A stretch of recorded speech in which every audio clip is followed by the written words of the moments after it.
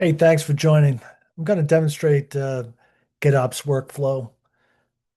It's the POC I built and I talked about earlier yesterday. The idea is pretty simple. A developer makes a code change, commits it to Git, and it automatically will deploy to Kubernetes through GitLab CI and Argo CD with zero manual kube commands. Um, it's GitLab becomes or Git becomes the single source of truth. Argo uses a pull, constantly polls every 3 minutes for the check drift, which is reconciling the desired state um, against the current state. So if the current state in EKS change is different than what is desired in the repo, the single source of truth, the Git repo, Argo CD will go ahead and automatically make that change if automatic self-healing is true. For production, we wouldn't want that. We would want that to be false or null or not even there to allow for a manual human intervention to actually do a code review and approve. And it might be more than one person. So let's get started with this. I'm going to walk through. I hope you can see my screen. This is the EKS environment in AWS, and this is the Spring Boot that I spun up quickly to demonstrate that the endpoint, this endpoint here, this message is going to change. This is my Argo uh, CD dashboard for the dev cluster. Argo CD is running on this cluster. I have a production cluster as well, and Argo CD is actually running on that cluster uh, additionally. Um, so these are different namespaces for these two other micro apps. This is the micro app that we're going to be talking about, which is Spring Boot. And right now it's synced and it's in a healthy state. All of these are synced in a healthy state. We're going to take a quick look at my pipeline scenario. You can see that this is the Java Spring Boot Hello API that I'm talking about. Um, and this is the code that's actually going to change. Uh, I am going to use um, my IDE. This is the GitOps deploy, which is my Argo CD, um, similar to how I have um, a repo for my demo API or my demo app. And I have a separate repo for my Java Spring Boot Hello API. Additionally, I have a infrastructure repo that is separate. These are all separate GitLab repos. So I have my own CI/CD YAML file, my modules for my load balancers, etc., to build out the infrastructure as code.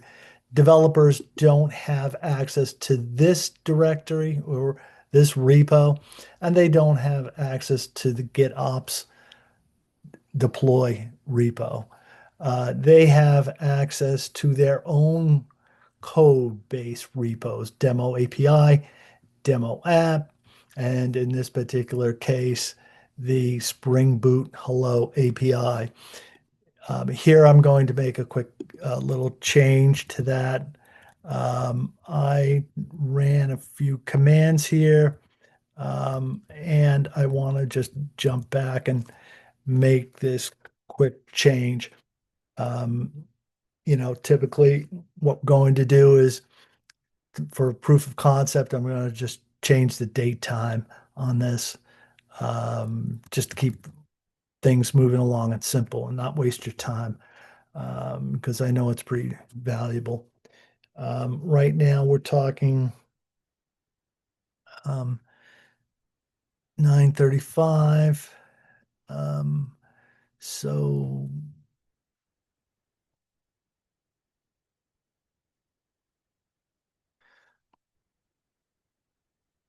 and we'll just save that really quickly. I'm going to, I'm in the,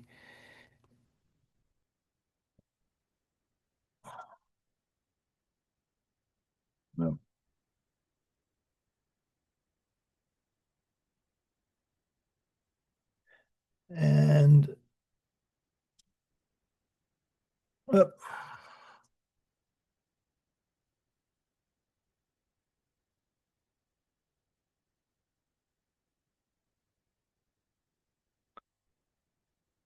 and I'm going to do a quick get status.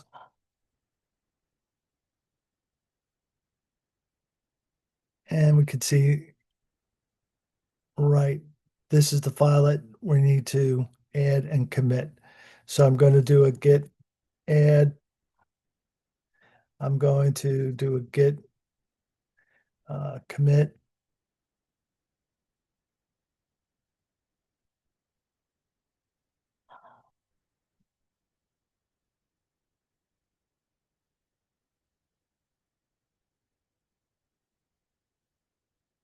And I'm going to um, do a git um,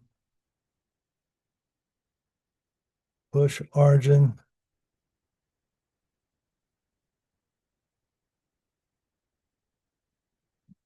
main.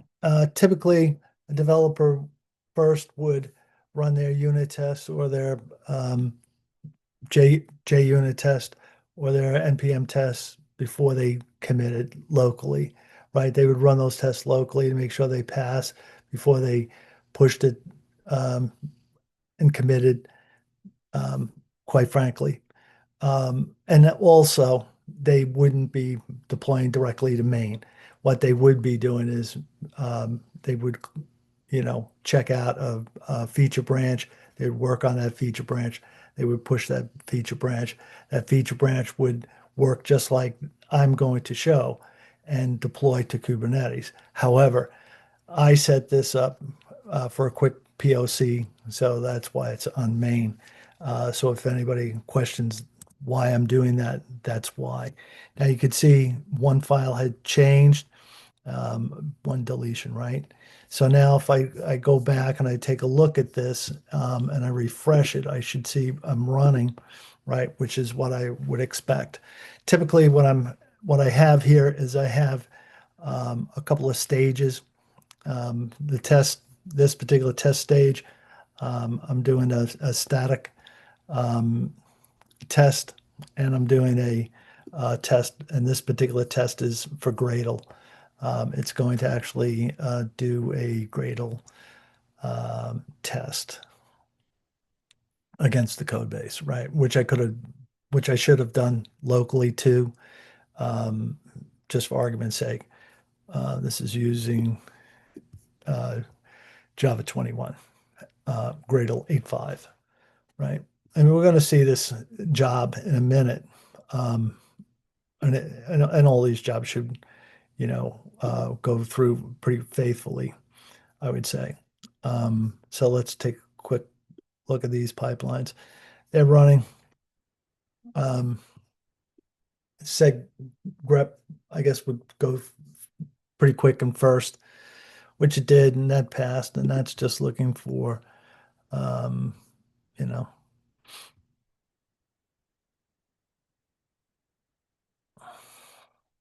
is our scan summary.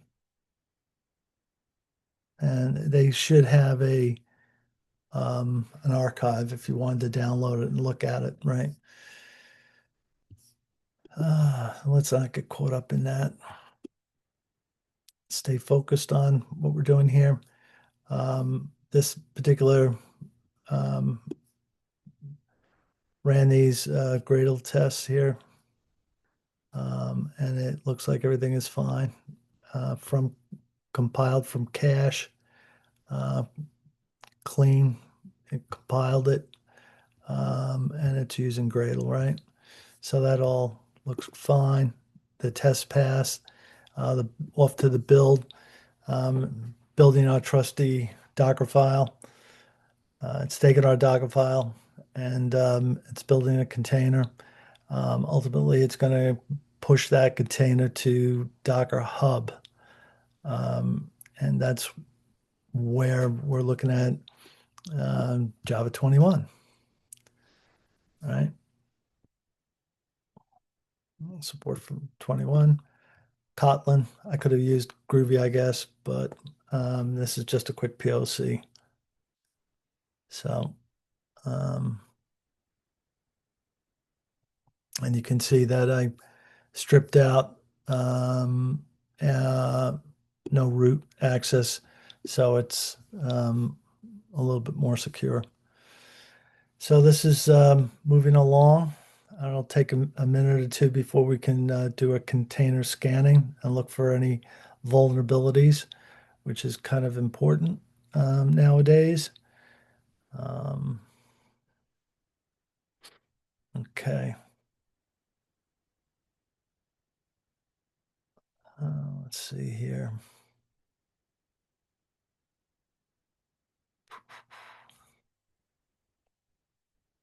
Yeah. And you can see that this is still 2105, not 35. My Java is still pretty much the same. It's pushing this up to Docker. We have a commit Docker image with a SHA. And we have Docker push with the latest. I guess if I jumped into Docker Hub, we could look at that. This one's important. This is the Docker push, right?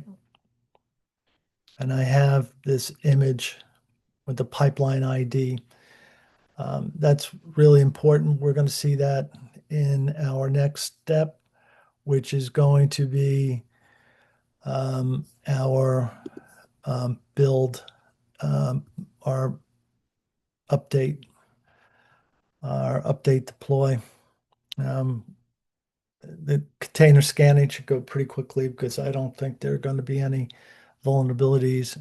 If there were, it would fail the pipeline and they would have to be remediated then and there in order for our pipelines to continue. So container scanning is very important. Here is where the real important things happen. This is the Argo CD portion of it, the automated deployment where a developer does not have to wait for merger requests, approvals, etc.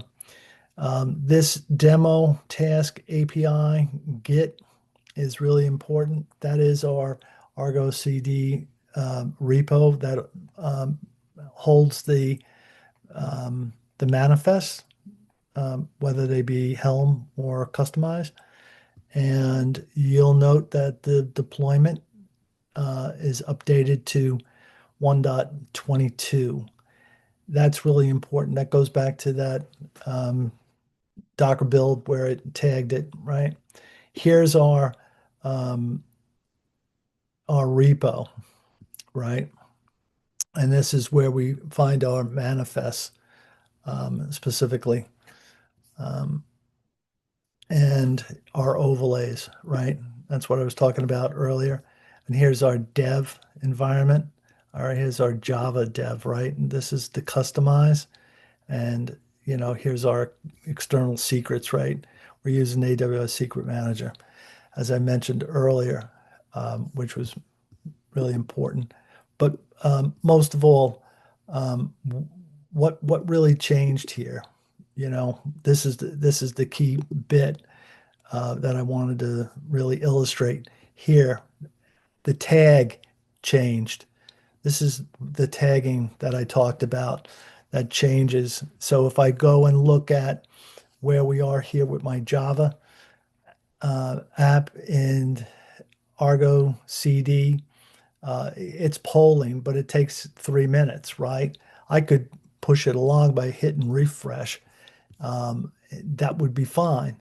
I could do that. And if I take a look really quickly at my Spring Boot app and I look at this pipeline, you can see my pipeline is blocked. And the reason it's blocked is because promote to prod is a manual step.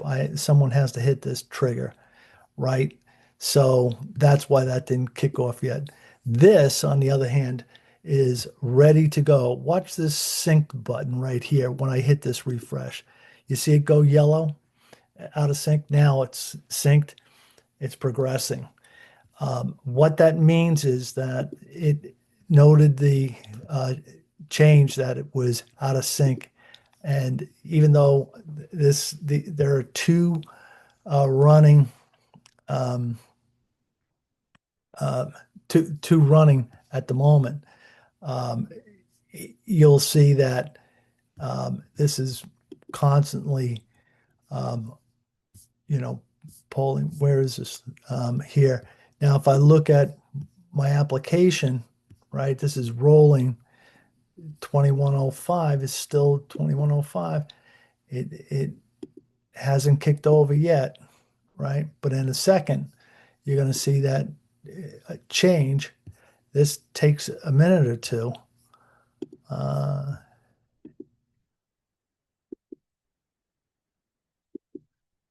and it takes 2105. Well, where'd it go? Still progressing.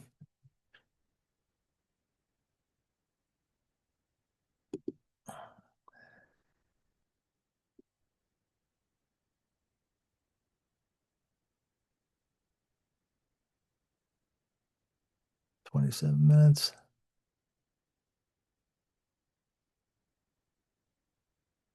They're synced and healthy. Argo status, healthy status.